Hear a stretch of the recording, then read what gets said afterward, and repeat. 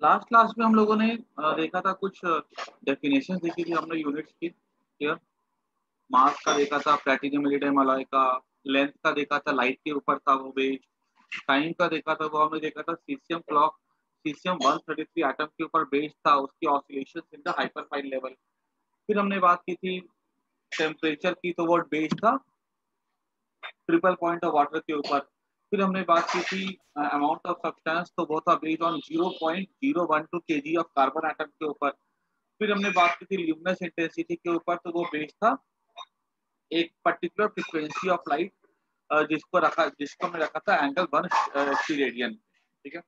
उसके बाद हमने पहले भी डिस्कशन करके रखा है कि दो सप्लीमेंट्री यूनिट्स थी, रेडियन और स्टीरेडियन। रेडियन था angle made by an arc of length equal to radius at the centre, और स्टीरेडियन था angle made by the plane surface of unit area at the centre of the sphere of radius unit. ठीक है। Radius 1 metre ले लो, are surface area भी 1 metre square ले लो। जो भी angle बनेगा सेंटर पे, उसको हम लोग क्या बोलते हैं, सॉलिड एंगल। जैसे कहते हैं तरबूज काटो तो बीच में कैसे हमको एक स्ट्रक्चर दिखता है ना बनते हुए, वैसे तरबूज के ऊपर से 1 सेंटीमीटर स्क्वायर एरिया कट कर दो और 1 सेंटीमीटर का डेप्थ ले लो। तो जो एंगल जो बनेगा ना तरबूज का, जहाँ पे वो मिलेगा, ठीक है, लाल रंग से, तो वो हमको देगा एंगल 1 डिग्री। आगे बढ़ते हम लोग अब। नेक्स्ट टॉपिक है हमारा practical unit.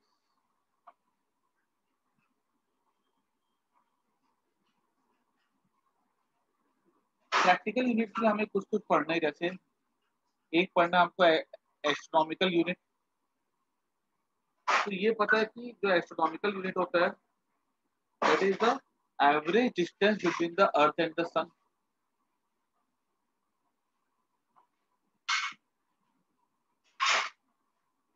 Between earth and sun. एक प्रैक्टिकल यूनिट, ये सब लेंथ की है, ठीक है, लेंथ की प्रैक्टिकल यूनिट। एक हमारा हो जाता है light year.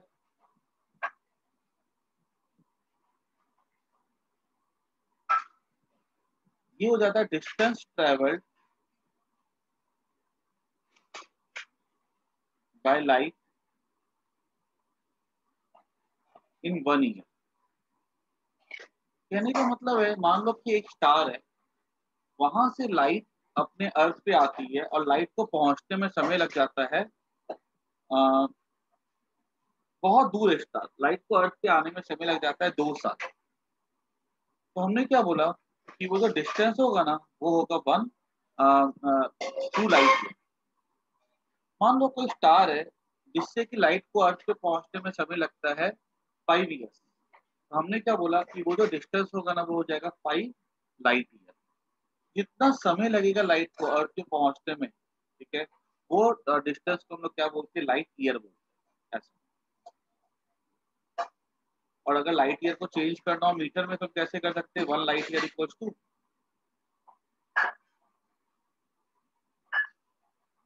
Distance travelled by light in 1 year. तो डिस्टेंस कैसे निकालेंगे, स्पीड इनटू टाइम। अभी टाइम 1 ईयर मतलब 365 डेज। इसको चेंज किया आवर में तो इंटू 24। इसको चेंज किया सेकेंड में तो इंटू 3600। ठीक है। तो इसको बेसिकली नोट कर जाना है, ठीक है। इस तरह से 1 लाइट ईयर को निकाल सकते हैं। उसके बाद एक यूनिट होती है जिसको हम लोग कहते हैं पैरा पार्सेक।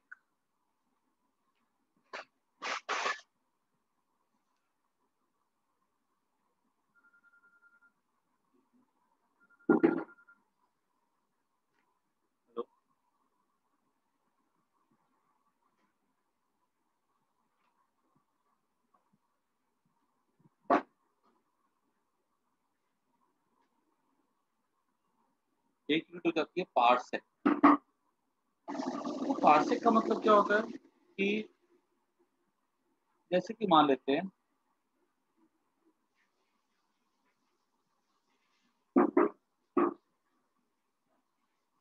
एक डिस्टेंस लेते हैं हम लोग 1 एस्ट्रोनॉमिकल यूनिट, एक मिनट को बता रहा हूँ।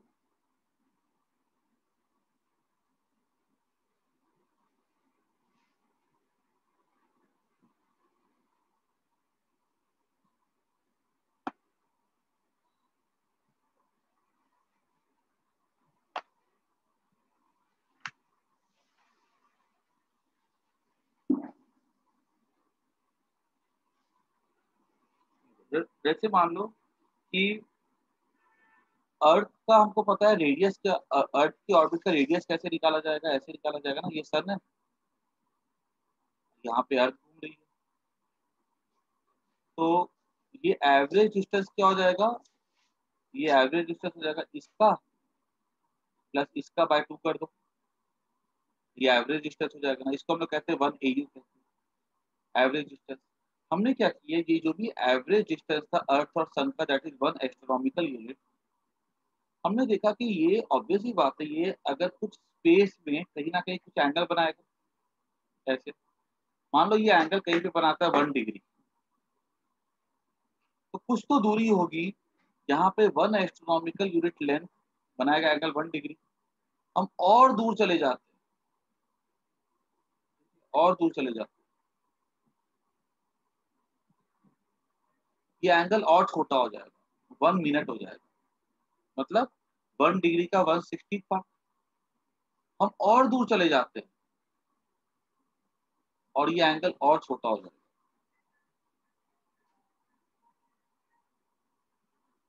ये एंगल और छोटा कितना हो जाएगा, 1 सेकेंड हो जाएगा।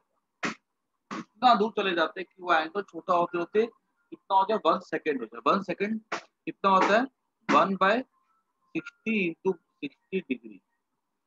तो ये जो दूरी कहलाएगी ना, यहाँ से लेके यहाँ तक की जो एस डिस्टेंस कहलाएगा, ये कहलाएगा 1 पार्सेक। तो वापस समझा। तो एक मान लो अर्थ का अपना ऑर्बिट का कुछ रेडियस होगा जिसको हम लोग कहते हैं 1 एस्ट्रोनॉमिकल यूनिट कहते हैं ना, एवरेज हाँ distance between earth and the sun. क्यों एवरेज बोलते हैं, क्योंकि कभी अर्थ सन से दूर होती है और कभी अर्थ सन के पास होती है, तो हमने इसका एवरेज निकाल लिया। वो जो एवरेज डिस्टेंस होगा अर्थ और सन का, उसको हम लोग क्या बोलते हैं, 1 एस्ट्रोनॉमिकल यूनिट कहते हैं। हमने 1 AU डिस्टेंस, 1 एस्ट्रोनॉमिकल यूनिट का लेंथ चूज किया, यानी कि जो अर्थ का रेडियस होगा ऐसा। और हम ये देखेंगे कि ये कुछ ना कुछ एंगल बनाएगा, ठीक है। यहाँ पे जैसे मान लो अगर हमने ये देखा कि एवरेज डिस्टेंस और सन का कितना, ये हो जाएगा ना, कितना हो जाएगा एवरेज। और यहाँ पे एक पॉइंट पर हमने देखा कि ऐसे ये एंगल बनाता है कितना, 1 डिग्री। हम और दूर जाते हैं, ये एंगल और छोटा हो जाएगा ना, जो बनाएगा 1 AU एंगल, तो ये बन जाता है मान लो 1 मिनट। हम अगर और दूर जाते हैं तो ये एंगल और छोटा हो जाएगा, हम इतना दूर चले जाते हैं कि ये एंगल कितना बने, 1 सेकेंड बने। मतलब 1 डिग्री का 60th पार्ट का 60th पार्ट, ठीक है, इतना छोटा एंगल बने। तो ये जो दूरी जो होगी ना, ठीक है, यहाँ से लेकर के यहाँ तक की, इस दूरी को हम लोग क्या बोलेंगे, 1 पार्सेक। आई बात समझ में, yes. ठीक है ना, तो दिक्कत नहीं है। तो अगर एग्जाम में डेफिनेशन अगर आ जाए इसकी तो लिख करके आ सकते हो, मैं लिख देता हूँ यहाँ पे।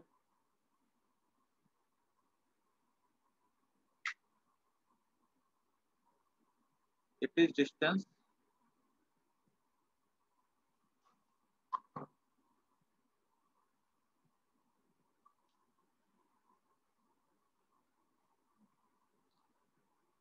at which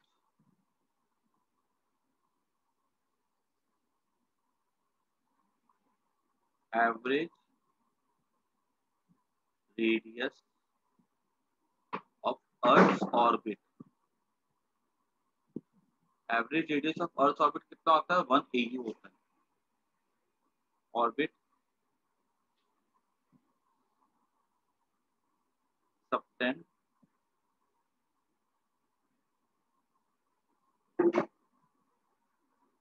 an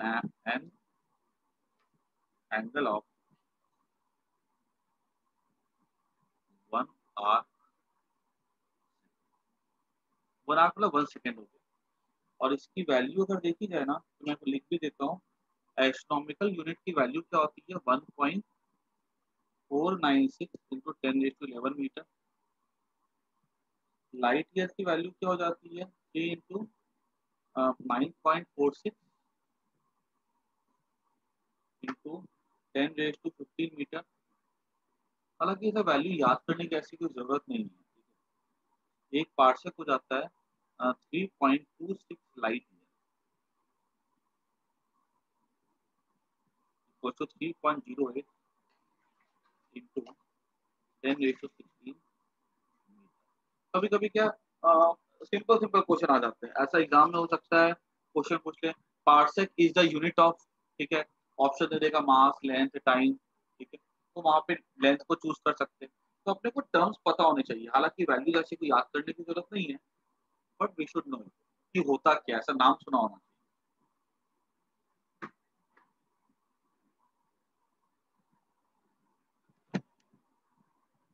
ठीक है, उसके बाद कुछ फेमिलियर यूनिट्स और जैसे हम कौन से यूज करते हैं। हम्म, इसको नोट कर लो पहले एक बार।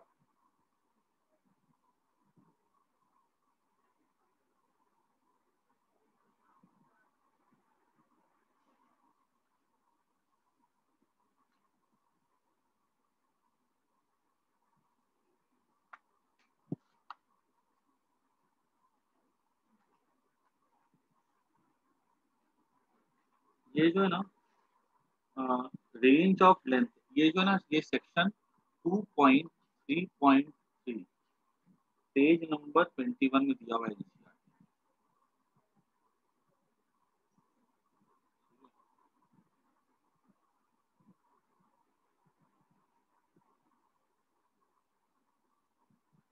आगे बढ़ते हम लोग। एक बार ना एंगस्ट्रॉम 10⁻⁻15 मीटर होता है, फर्मी 10⁻⁻। देखो एक फर्मी जो होता है ना, फर्मी हम यूज करते हैं 10⁻⁻15 मीटर होता है। ये यूज किया जाता है to measure the size of the nucleus, बहुत छोटे होते हैं न्यूक्लियस, उसके लिए यूज करते हैं। फिर एंगस्ट्रॉम होता है, ये भी होता है बहुत छोटा 10⁻10 मीटर होता है। ये यूज होता है वेवलेंथ नापने में। एक्चुअली देखो हम लोग क्या करते हैं, जिसके हिसाब से हमें कन्वीनियंट होता है ना, हम उसके हिसाब से यूज करते हैं। जैसे आम बोलचाल में भी क्या बोलते हैं, अगर मान लो हम बोलते हैं कि हाथी का वजन जो है 7 टन होता है, हम बोल सकते हैं 7,000 kg भी। लेकिन 1000 kg बोलने में क्या 7,000 वो क्या थोड़ा बड़ा नंबर लगता है, तो फील नहीं आती। 7 टन बोलना आसान होता है तो हम वैसे बोलते हैं। अभी हम अगर जैसे एग्जाम्पल ले लो, अगर हम जाते हैं लेने के लिए दूध, तो हम दूध वाले को बोलते हैं कि यार दूध का पैकेट जो भी आता है, तो हम बोलते हैं पेट्रोल लेने जाते हैं तो बोलते हैं ना 1 लीटर पेट्रोल भर दो, 2 लीटर। हम उसे थोड़ी ना बोलते हैं कि 1 लीटर पेट्रोल। कभी सुना है क्या, कभी पेट्रोल पंप में जाके बोलोगे कि हमको ना 1 लीटर मतलब होता है 10⁻³ मीटर। उसको अगर बोलोगे कि 10⁻³ हेलो, हाँ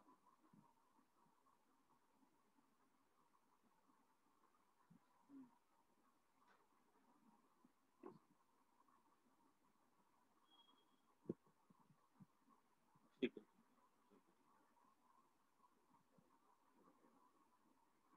तो अभी उसको बोलोगे कि मेरे को भैया 10⁻³ मीटर की पेट्रोल दो, ये भी 1 लीटर ही होता है, तो उसको समझ नहीं आएगा इतना। तो हम प्रैक्टिकल यूनिट्स बहुत बार यूज करते हैं, तो हम फिजिक्स में भी यूज करते हैं, तो वो प्रैक्टिकल यूनिट्स ऐसे हो गए। उसके बाद तो ये सब के सब हो जाते हैं लेंथ। उसके बाद और थोड़े से एग्जाम्पल ले लो। हेक्टर, हेक्टर यूज होता है जमीन वमीन के मेजरमेंट के लिए, 10,000 मीटर स्क्वायर। यूज होता है फिट, फिट हो जाता है 0.3 मीटर हो जाता है। और कितनी बार देखना ना कब रेयरली, तो एससी वर्मा की बुक में ना कई एक दो जगह मैंने देखा है, जो ग्रेविटी होती है ना वो 10 मीटर पर सेकेंड स्क्वायर होती है, या 9.8 मीटर पर सेकेंड स्क्वायर। तो उसे कभी कभी ना फिट में ऐसा एक्सप्रेस किया गया है 32 फीट पर सेकेंड स्क्वायर। तो ऐसा भी एक्सप्रेस किया गया, तो हमको ये समझ में आना चाहिए। ठीक है, इसको नोट कर दो।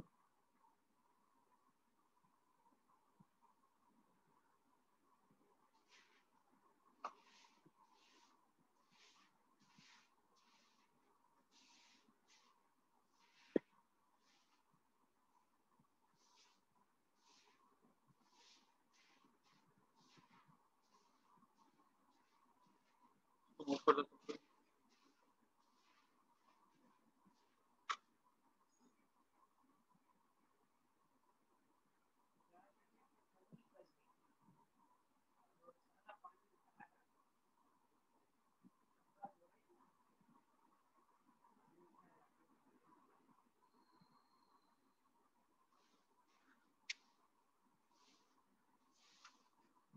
एक बार प्रीवियस पेज को, क्या बोले? प्रीवियस पेज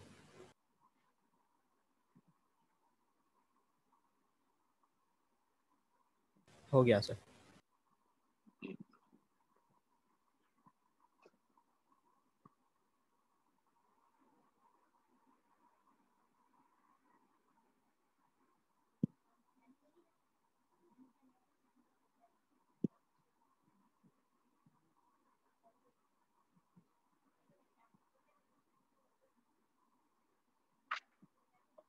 तो ये टॉपिक हो गया पूरा, ठीक है। बस हमको थोड़े बहुत प्रैक्टिकल देखे थे, हमने वो सीख लिया। अब हम आते हैं हमारे नए टॉपिक के ऊपर, वो है मेजरमेंट।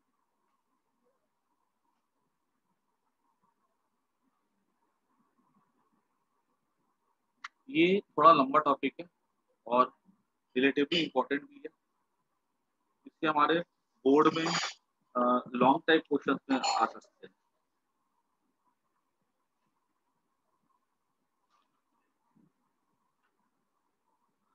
देखो, सबसे पहली बात तो मेजरमेंट क्यों की जाती है। मेजरमेंट हम लोग इसलिए करते हैं ताकि हम लोग कोई भी चीज को क्वांटिफाई कर सकें ना, उसको नंबर दे करके एक्सप्रेस कर सकें। अभी जैसे बोलोगे कि अगर मैंने पूछा या मेरा कोई दोस्त है जो कि रहता है बारडोली में, तो मेरे दोस्त से फोन किया रात में कि मेरे घर पे आ जा। मैं बोलूंगा कि नहीं, मैं तेरे घर पे नहीं आ सकता हूँ, तेरा घर बहुत दूर है। ठीक है। अभी मेरे से किसी ने पूछा कि चांद यहाँ से कितना दूर है, क्योंकि मैं बोला चांद भी बहुत दूर है। तो बहुत दूर है मतलब दोस्त का घर और चांद के बराबर दूरी पे हो जाएगा। ठीक है। तो हम लोग ऐसे करके भाषा में तो बोल नहीं सकते, तो हमें ना कोई नंबर चाहिए होता है जिससे कि हम लोग कोई चीज को क्वांटिफाई कर सकते हैं, उसकी वैल्यू को बता सकते हैं। वैल्यू को बताना होता है, इसी को हम लोग क्या बोलते हैं, मेजरमेंट। ठीक है। तो मेजरमेंट क्या होता है, it is a process to quantify a physical quantity.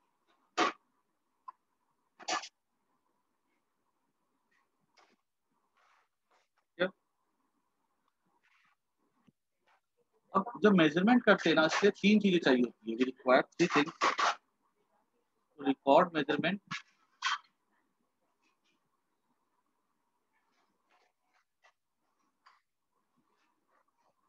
We need पहला न्यूमेरिकल वैल्यू, दूसरा यूनिट, और तीसरा डायमेंशन फॉर्मूला। कन्वर्ट कभी करना हो हमको एक से दूसरे फॉर्म में, डायमेंशन फॉर्मूला हमको पता रहेगा तो उससे हम लोग कर सकते हैं। जैसे अब लेंथ है मान लो 5 मीटर, तो 5 मीटर है तो 5 उसकी क्या हो जाएगी, न्यूमेरिकल वैल्यू हो जाएगी, और मीटर क्या हो जाएगा, उसका यूनिट हो जाएगा, तो हम लोग उससे मेजर कर सकते हैं। उसके बाद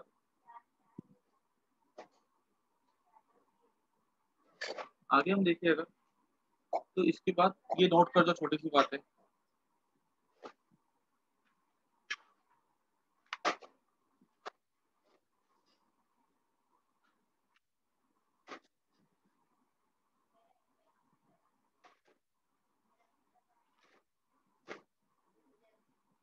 हो गया, आगे बढ़े।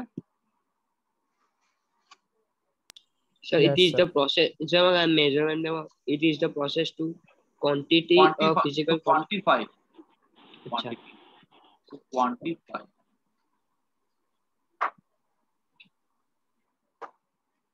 ठीक है।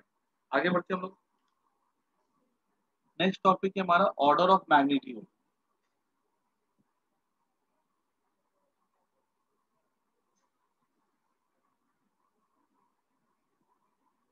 ये क्या होता है?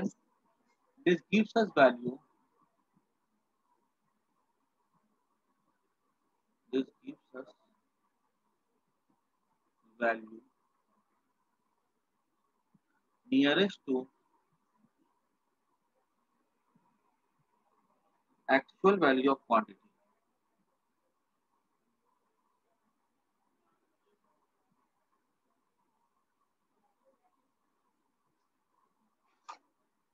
In terms of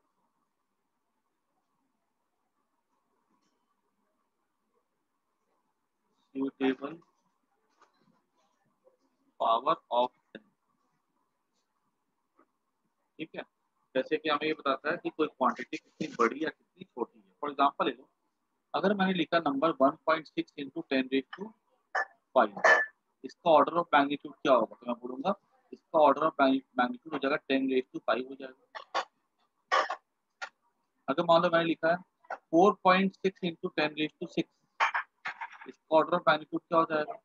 समझो यहाँ पर ये जो नंबर होता है ना, ये नंबर को हम कंपेयर करते 3.2 के साथ, बिकॉज जो 3.2 की अगर वैल्यू देखोगे ना तो ये 10⁵0.5 के आसपास होती है। √10 जो होता है ना अप्रोक्सीमेटली 3.2 होता है। तो अगर हमारा ये नंबर 3.2 से बड़ा है, मतलब यहाँ पे 10 की पावर जो होगी वो 0.5 से बड़ी होगी। अगर पावर 0.5 से बड़ी होगी तो उसको हम राउंड ऑफ करके 10⁻1 कर सकते हैं। तो फिर जब इसके साथ ऐड होगा तो वो 10⁻7 हो जाएगा। अगर वैल्यू 3.2 से छोटी है, मतलब यहाँ पे जो 10 की पावर आएगी वो 0.5 से छोटी आएगी, राउंड ऑफ करके 10 का पावर 0 हो जाएगा। 0 + 5 क्या हो जाएगा? 10⁻5 हो जाएगा। आई बात समझ में? नहीं आई सर। देखो, अगर मान लो 3.2 इक्वल टू √10 होता है, ठीक है, निकाल के देख लेना क्या चीज, ठीक है। 3.2 किसके इक्वल होता है? √10 के इक्वल होता है। इसमें कोई दिक्कत समझने में? √10 मतलब क्या होता है? 10 का पावर 0.5 होता है कि नहीं होता है? बताओ यस और नो। यस।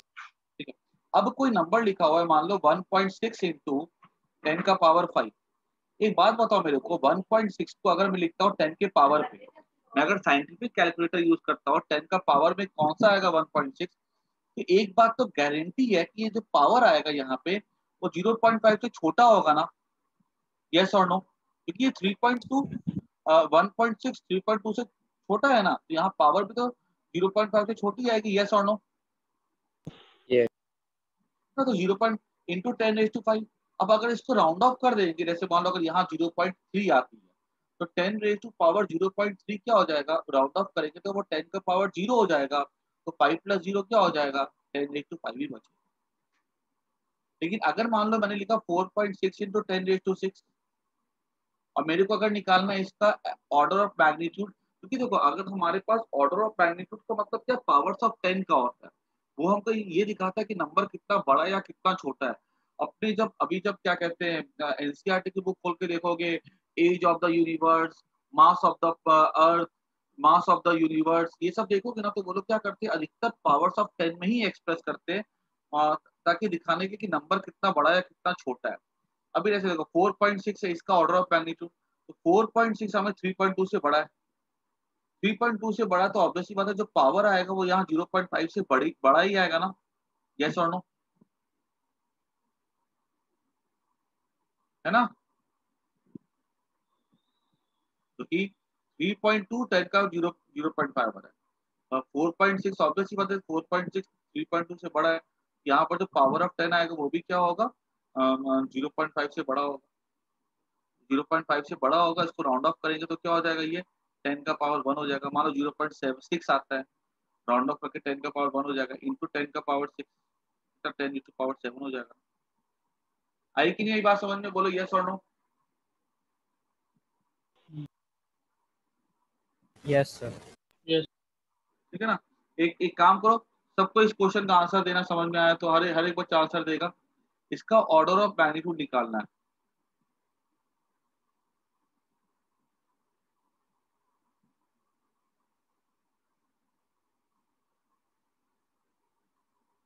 और कभी अगर नंबर मान लो अगर ऐसा दिया गया 86 इंटू 10⁻9, तो यहाँ पे तो 86 है हमारा, याद रखना हमें नंबर में डेसिमल के पहले सिर्फ एक डिजिट रखना है, तो इसको पहले लिखा मैंने 8.6 लिखा, ये कंपलसरी कंडीशन है, डेसिमल के पहले सिर्फ एक डिजिट होना चाहिए। 8.6 इंटू 10 लिखा, इंटू 10⁹9, जो हो जाएगा 8.6 इंटू 10⁻10। अब ये नंबर जो है 3.2 से बड़ा है, अगर 3.2 से बड़ा है तो मैं यहाँ पे लिखूंगा इसको, यहाँ पे जगह 11 + 1 दैट इज 10⁻12। अगर हमारा नंबर जैसे बोला कि 967, इसका ऑर्डर ऑफ मैग्नीट्यूड क्या होगा, तो मैं लिखूंगा 9.67 इंटू 10 का पावर 2। ये नंबर जो है 3.2 से बड़ा है, ठीक है, यहाँ पे 1 से इंक्रीज कर 2 + 1 10⁻3। अगर लिखा हुआ 143, इसको लिखेंगे साइंटिफिक नोटेशन में डेसिमल के पहले एक डिजिट 1.4 इंटू 10 का पावर 2। ये नंबर 3.2 से छोटा है, कोई चेंज नहीं होगा, 10⁻2 का 2 ही बचेगा। ये एग्जांपल सबको क्लियर हुआ है कि नहीं हुआ?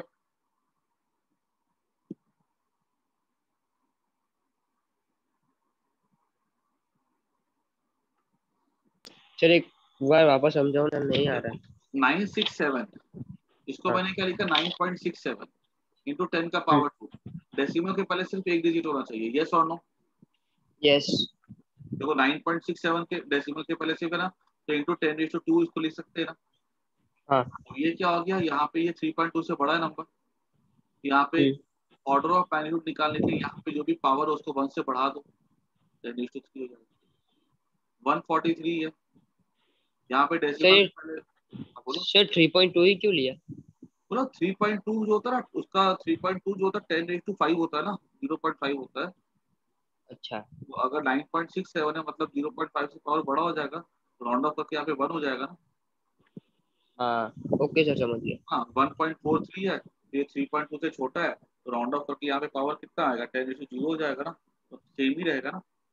अच्छा आ गया सर। लॉजिक समझ लो, लेकिन लॉजिक का ऐसा कोई वैल्यू निकालने में काम नहीं आता, ठीक है ना। एक काम करो, सब कोई लिखो तो इसपे कितने ऑर्डर ऑफ मैग्नीट्यूड है, सब कोई, किसी को कोई डाउट तो पूछो। No doubt sir.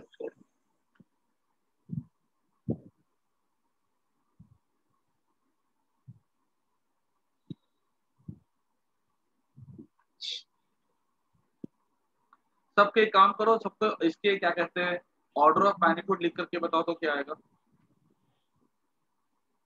Chat box में सबको आंसर दो।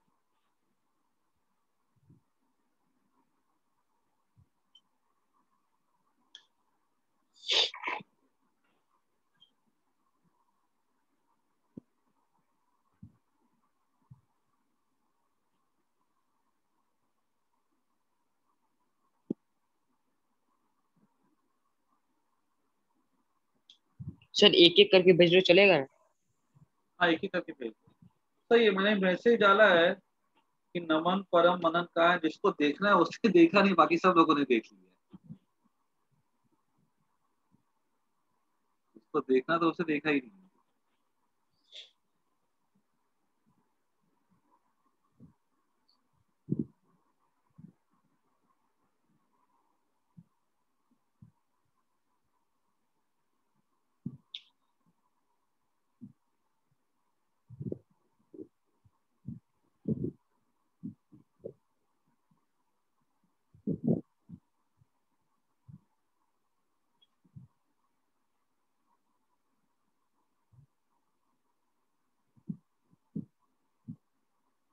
आ, एक मिनट रुको।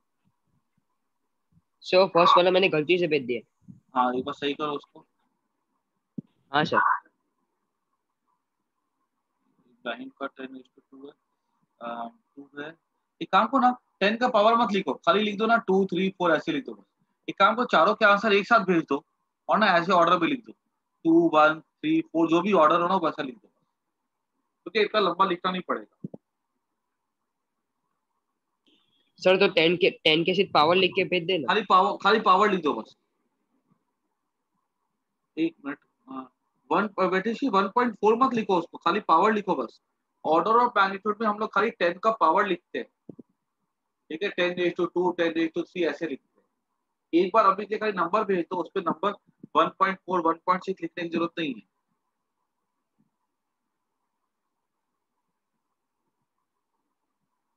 हाँ ठीक है, सब लिखो तो फटाफट लिखो।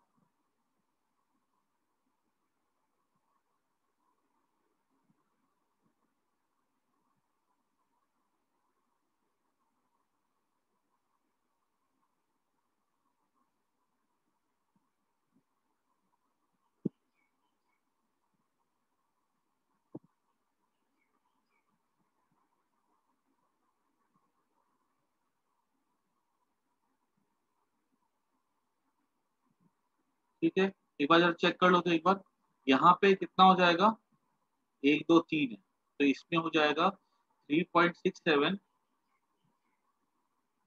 ओके, चलो चेक कर लेता हूँ मैं। 3 पॉइंट फर्स्ट का हो जाएगा 3.67 इंटू 10 का पावर 2, तो 3.2 से बड़ा है, यहाँ पे हो जाएगा 10⁻3। सेकेंड का 1.41 इंटू 10⁻2, ये 3.2 से छोटा है, 10⁻2 रहेगा।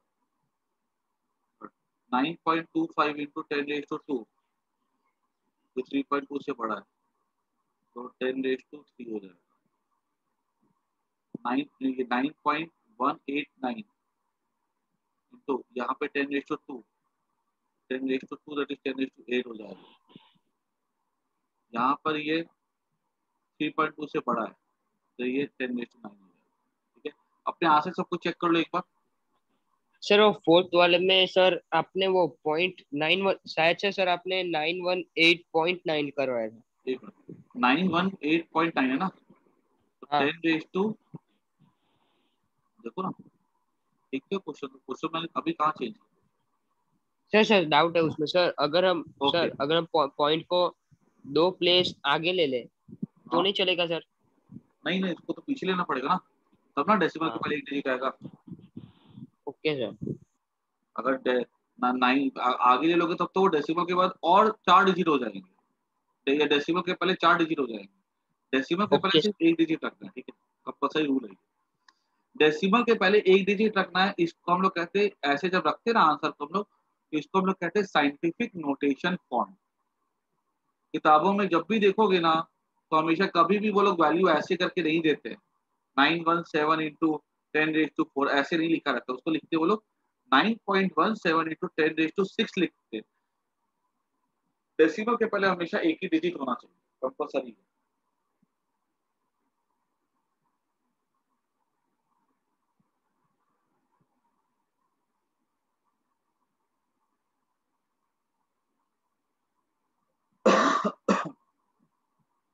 क्लियर हो गया सबको?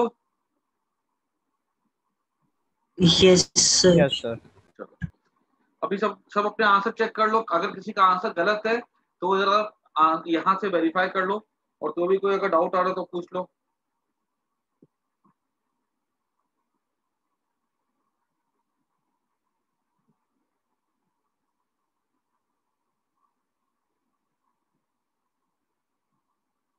ठीक है ना, चलो आगे बढ़ते हैं।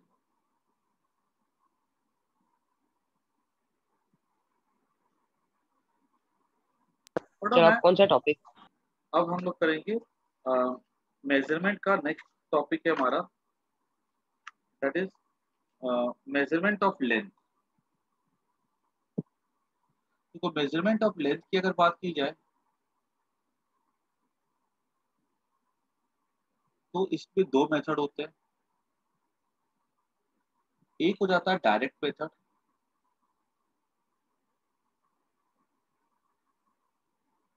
ये method, this method is used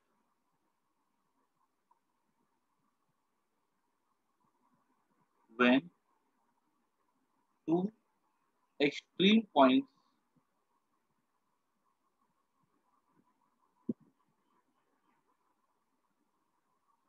are under our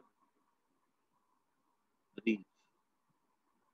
ना कोई दो पॉइंट है, जैसे मान लो मैंने स्क्रीन पे 2 पॉइंट लिया, मैं यहाँ पे स्केल रख करके मैं यहाँ से यहाँ तक पहुंच सकता हूँ। ये यहाँ पे जो मैं स्केल यूज करूंगा वो मैं कहता हूँ direct method.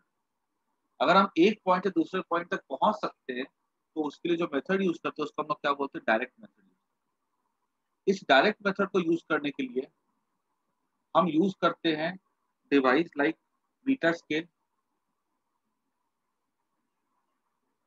Vernier caliper,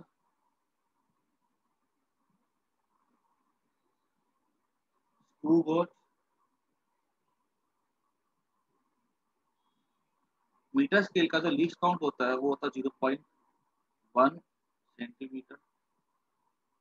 vernier caliper का लीस्ट काउंट होता है 0.01 सेंटीमीटर। स्क्रू गेज का लीस्ट काउंट हो जाता है 0.01001। लीस्ट काउंट मतलब क्या होता है, जो सबसे छोटी मेजरमेंट हम लोग उससे ले सकते हैं। तो ये हो गया डायरेक्ट मेथड, ठीक है। ये सबको पता है कैसे करना मेजर मेजर, ठीक है। बाकी वर्नियर कैलिपर स्क्रू गेज जब अलग से मैं पढ़ाऊंगा तो बताऊंगा ना कोई। अब इसको नोट कर जाओ, इसका स्क्रीनशॉट ले लो, फिर आगे बढ़ते हैं।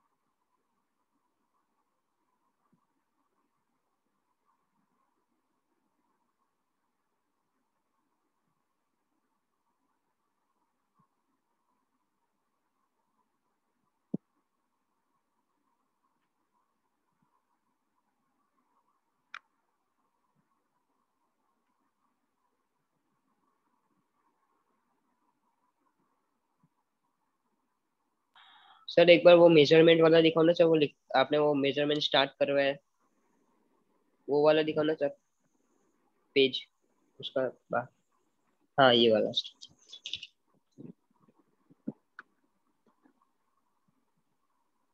यहाँ देखो हम लोग अभी जो पढ़ रहे हैं ना हम लोग, ये सब चीजें प्रैक्टिकल चीज है, ठीक है, कि कैसे हम लोग मेजरमेंट को करते हैं।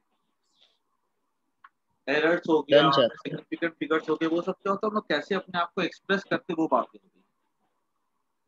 अब देखो आगे क्या होता है कि डायरेक्ट मेथड, उसके बाद हो जाता है सेकंड, हो जाता है indirect method.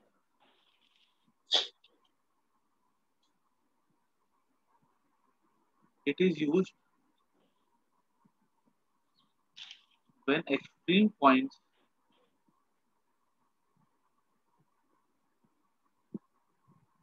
Are not under our reach. अब जैसे अगर मान लो मेरे को मून का मेजर करना है डिस्टेंस, तो मैं थोड़ी मून पे जाकर के मून का से स्केल खींचूंगा आज तक। मुझे कोई स्टार का डिस्टेंस निकालना तो मैं नहीं कर सकता हूँ। मान लो कोई पहाड़ है, एकदम जंगल में कोई पहाड़ है, ठीक है, मैं उस पहाड़ को दूर से देख सकता हूँ। मेरे को उस पहाड़ की हाइट चाहिए, तो अब मैं उस पहाड़ पे चढ़ूंगा तो नहीं, जंगल पार करके। तो वहां तक हम नहीं पहुंच सकते, जहां पे नहीं पहुंच सकते आपको वहां पे इनडायरेक्ट मेथड यूज करना।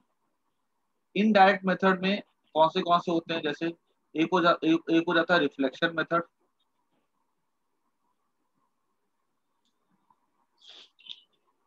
ठीक है। एक हो जाता है पैरेलैक्स मेथड,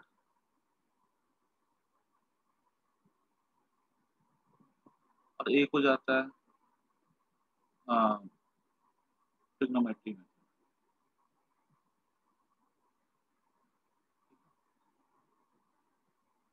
रिफ्लेक्शन मेथड बहुत सिंपल है, समझने के लिए कोई दिक्कत नहीं है।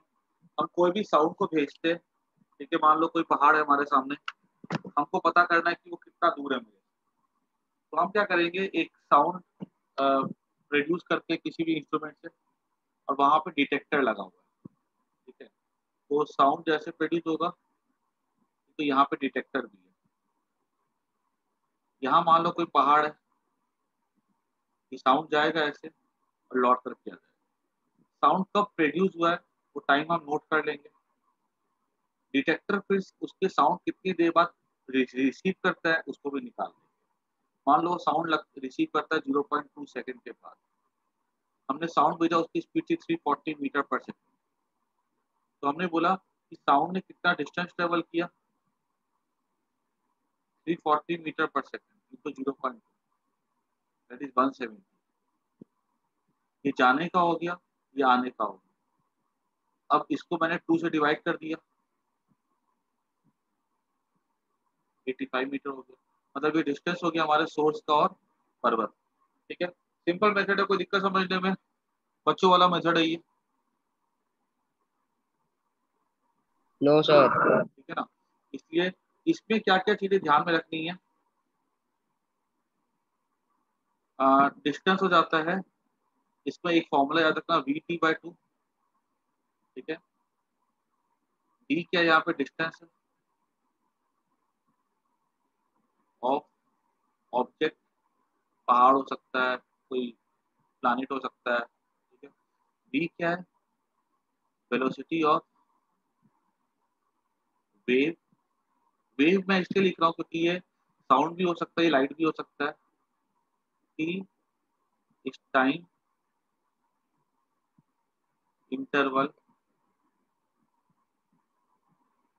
इस time interval between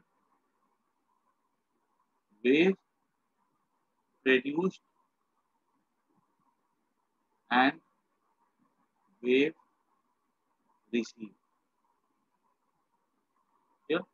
reflection method में ना 3 तरह का यूज किया जाता है, ठीक है। मतलब फॉर्मूला एक ही है, कंसेप्ट एक ही है, लेकिन इसमें ना हम लोग अलग अलग केस पे अलग अलग यूज करते हैं। जैसे लेजर यूज करते हैं हम लोग, ये यूज किया जाता है to measure distance of moon. मतलब साउंड के बदले हम क्या भेजेंगे, लेजर लाइट भेजेंगे। बी, अगर हम रेडार मेथड यूज करते हैं, इसमें लेजर लाइट होती है, इस पे रेडियो वेव भेजा जाता है।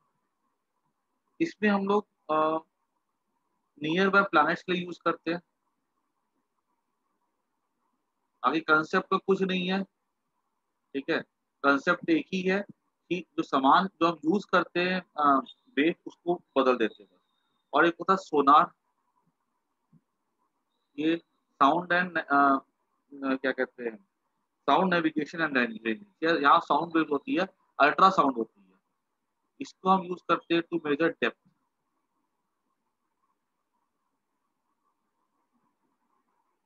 ठीक है। बॉडी में भी देखो अल्ट्रासाउंड होता है बॉडी का भी, कहीं पे कोई टिश्यूज डैमेज है उसको पता लगाने सर के लिए सोनोग्राफी। हाँ सोनोग्राफी, वही उसमें यही से वही होती है, ठीक है। अल्ट्रासोनिक वेव होती है, वो हमारी बॉडी को हार्म नहीं करती, ठीक है। तो रिफ्लेक्शन का हो गया, ठीक है, इसको नोट कर दो।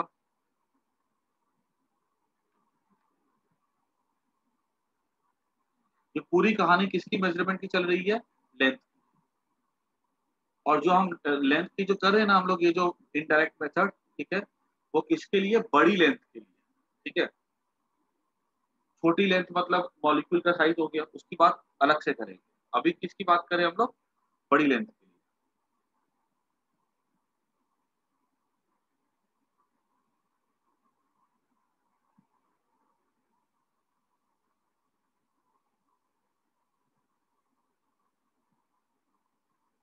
सर एक बार डायरेक्ट मेथड करो ना। क्या चीज,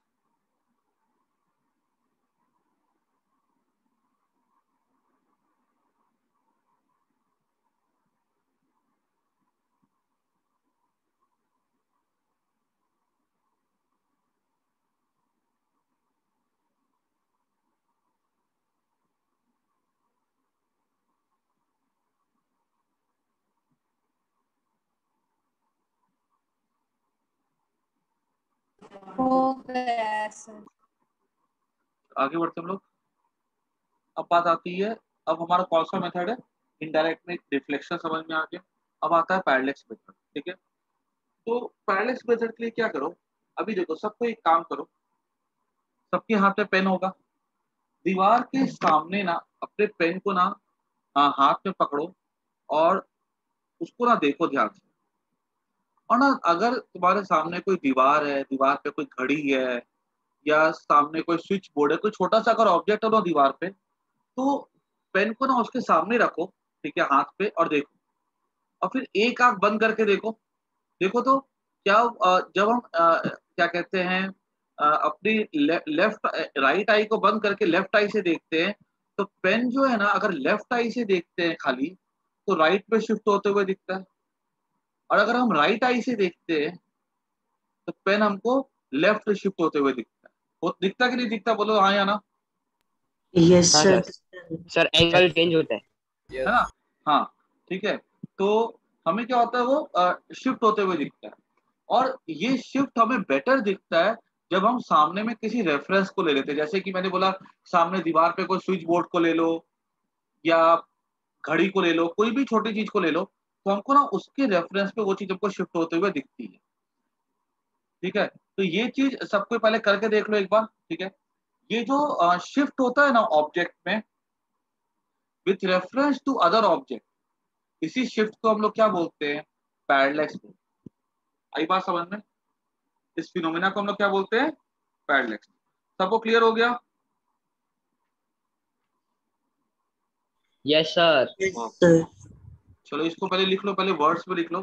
पैरेलैक्स का मतलब क्या होता है?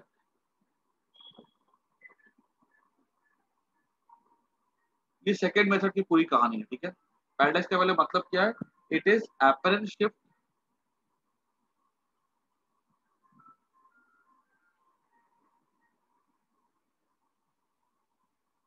इन पोजीशन ऑफ ऑब्जेक्ट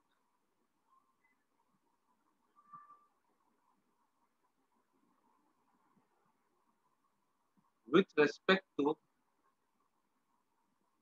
अनदर। जैसे मैंने बोला दीवार पे कोई चीज देख लो, व्हेन वी शिफ्ट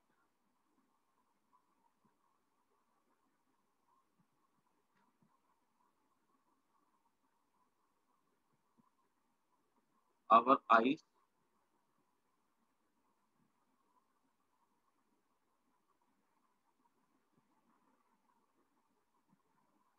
साइड।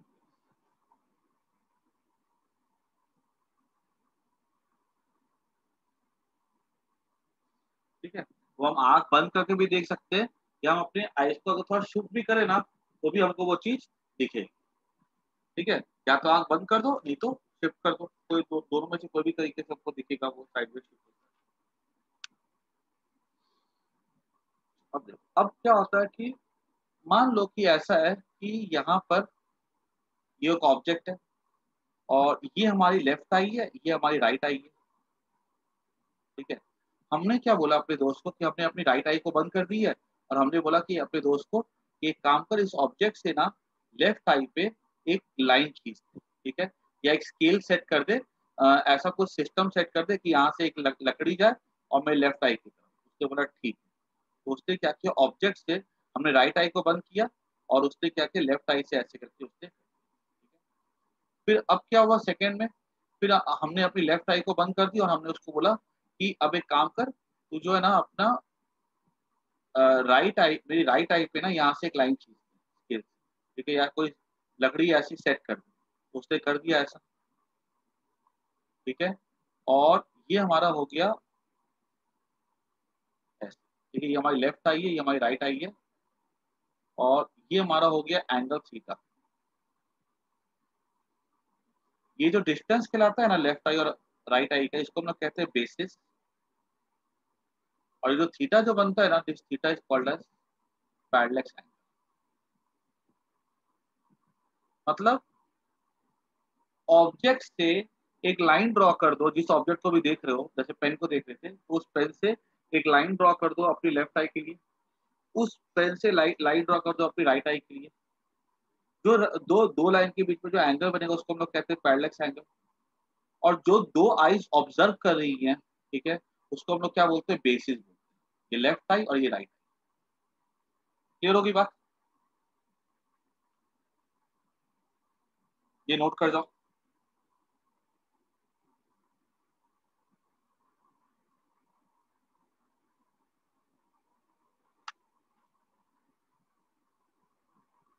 एक चीज इसमें हम देखना, और इसको ना हम लोग डी से दिखाते हैं, ठीक है, और इसको थीटा से दिखाते हैं।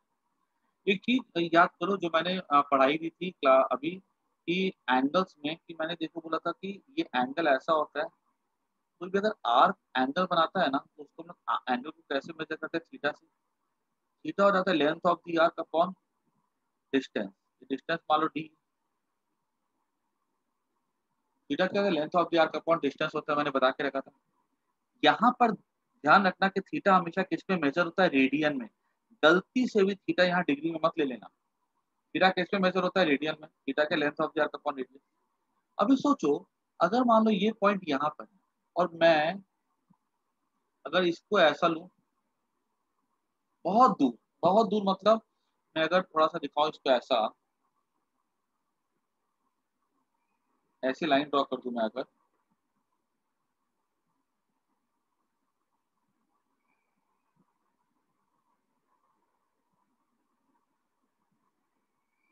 ठीक है, इस तरह से।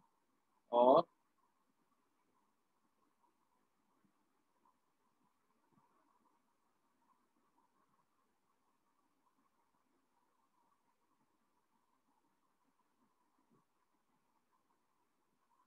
ऐसे करके मैंने ड्रॉ कर दिया, काफी दूर में, ठीक है। तो अगर मैं ऐसा बोलूं कि ये एंगल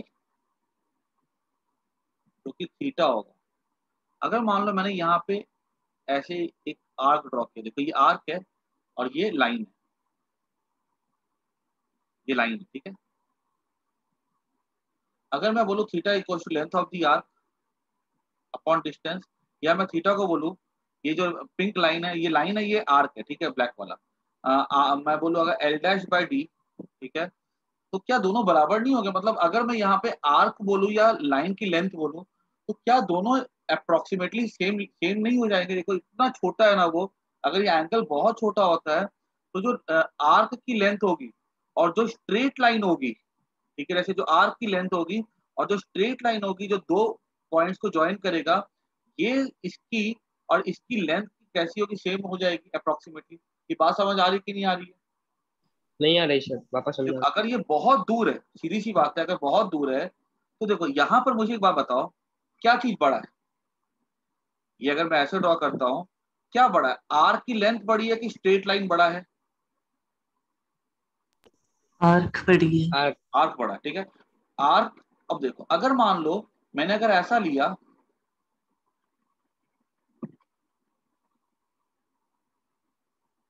ये ऐसा अगर एंगल है तो बोलोगे कि आर्क बड़ा है, ये लाइन छोटी है। मैंने अगर मान लो काफी दूर ले लिया,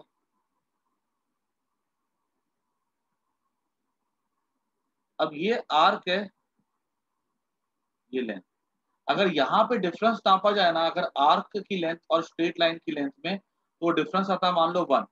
यहाँ पे अगर हमने आर्क और लाइन की डिफरेंस नापा ना, तो वो आता है मान लो 0.6। जितना ये एंगल छोटा होगा वो डिफरेंस उतना छोटा, जो आर्क की लेंथ है और जो लाइन की लेंथ है ना, वो डिफरेंस उतना छोटा होता चला जाए। और अगर वो एंगल बहुत बहुत बहुत छोटा है तो यहाँ पे आर्क की लेंथ और लाइन की लेंथ अप्रोक्सीमेटली कैसी हो जाएगी? सेम हो जाएगी। बात समझ में आई कि नहीं आई? आई सर। ठीक है ना, तो याद रखना यहाँ पे, इफ, मैं लिख देता हूँ एक यहाँ पे, if theta is very small,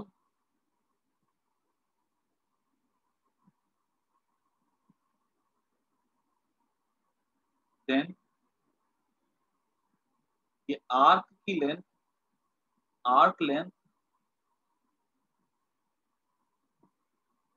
is approximately equals to, ये मान लो ए बी, ठीक है।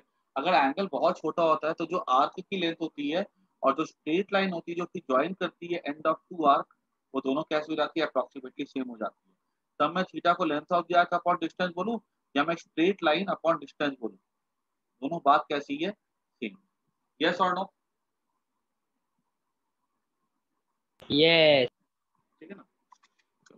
अब यहाँ पे हम क्या देखेंगे कि ये थीटा अगर है ना, ठीक है, तो हमने क्या किया, अपने ऑब्जेक्ट लिया, ठीक है, दूर में रखा और उस समय देखा लेफ्ट और राइट आई में, हमसे बोला गया कि ये ऑब्जेक्ट की दूरी क्या होगी, ठीक है, हमारी आई से। तो हमने क्या बोला, थीटा हो जाएगा यहाँ पे, लेंथ ऑफ दी आर्क कितना है यहाँ पे, डी ले लेंगे, स्ट्रेट लाइन ले लो, थीटा बहुत छोटा है, अपॉन ये डिस्टेंस मान लो कितना है, डिस्टेंस मान लो एक बार के लिए एक्स, ये एक्स होता है। तो अगर हम यहाँ से एंगल निकाल सकते हैं, अगर हमने यहाँ पे से डी निकाल लिया तो हमको यहाँ से ऑटोमेटिकली क्या मिल जाएगा? एक्स मिल जाएगा। इसको नोट कर लो। आ रही बात समझ में? लेफ्ट आई से यस और सर। राइट आई से दोनों से एक लाइन ड्रॉ करो उस ऑब्जेक्ट को टच करने के लिए। जो भी उस दो लाइन के बीच का एंगल निकलेगा वो एंगल नाप लो, और वो एंगल नापने के बाद हम क्या कर सकते हैं, उस ऑब्जेक्ट के डिस्टेंस को निकाल सकते हैं, क्योंकि हमको अपनी लेफ्ट और राइट आई के बीच का डिस्टेंस तो पता ही होगा, वो तो स्केल से निकाल सकते हैं। ठीक है, तो ये छोटा सा मेथड है, हम अर्थ के ऑब्जेक्ट के लिए यूज करते हैं। लेकिन बताओ, इसी का मैं आगे एक एक्सटेंशन वर्जन होगा इसका, इसको यूज किया जाता है प्लैनेट्स को, मून के डिस्टेंस को नापने के लिए, ठीक है। तो इसको नोट कर जाओ पहले। तो पैरेलैक्स समझना जरूरी है। बेसिस का मतलब क्या होता है, वो दो पॉइंट का दूरी जहाँ से ऑब्जर्वेशन किया जा रहा है, यहाँ दो पॉइंट की दूरी क्या लेफ्ट और आई और राइट आई है। पैरेलैक्स एंगल क्या होता है, वो दो लाइन के बीच के एंगल को हम लोग कहते हैं पैरेलैक्स एंगल, ठीक है। जो कि आइस का और ऑब्जेक्ट को टच करेगा। थीटा हमेशा किस पे लेना होता है, रेडियन में। Theta equal to length of the arc upon radius करते हैं। यहाँ पे आर्क के बदले स्ट्रेट लाइन का भी लेंथ ले सकते हैं। कंडीशन ये है कि थीटा बहुत छोटा होना चाहिए। और जो भी हम सवाल सीखेंगे उस पर कोई स्टार है बहुत दूर है, मून है बहुत दूर है, उसके लिए क्या एंगल बहुत छोटे होते हैं, तो हम वो सब कर सकते हैं, ठीक है।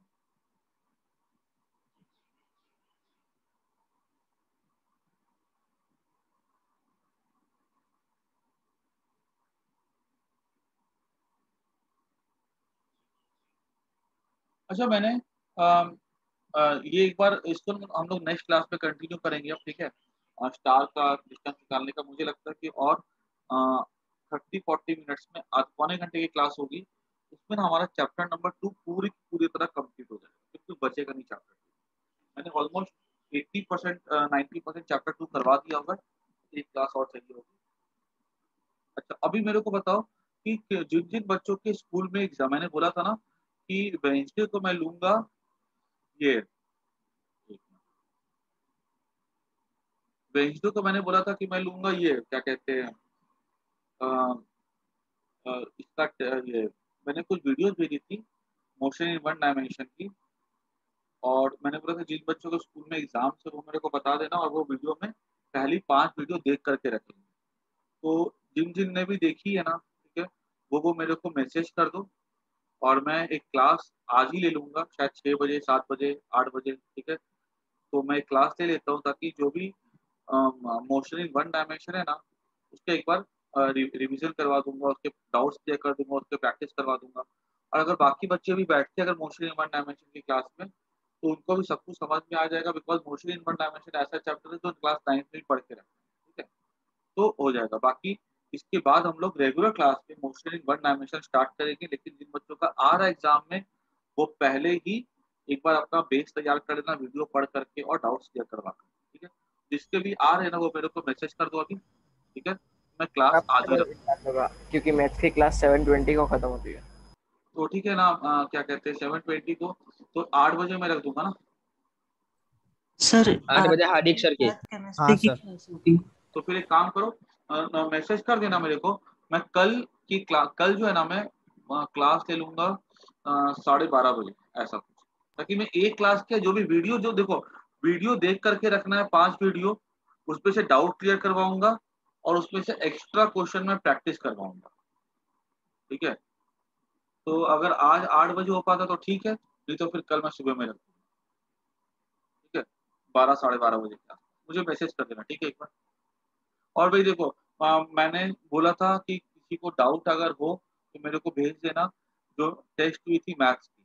तो मुझे किसी को कोई डाउट नहीं है, ठीक है, मतलब सब होशियार बच्चे हो, सब पढ़ने में बहुत तेज हो, बहुत अच्छी बात है। तो क्या करना, मेरे को फ्राइडे को जो भी टेस्ट हुई थी ना यहाँ पे उसकी बेसिक मैथ्स की, जिसके भी 50% से कम आए थे, वो सारे के सारे आंसर्स को सॉल्व करके मेरे को पीडीएफ भेजेगा बाय फ्राइडे, ठीक है। एकदम कंपल्सरी, अगर बीट नहीं आएगी तो मैं सीधे पेरेंट्स से बात करूंगा, ठीक है।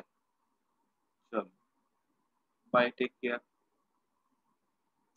Bye sir, thank you sir.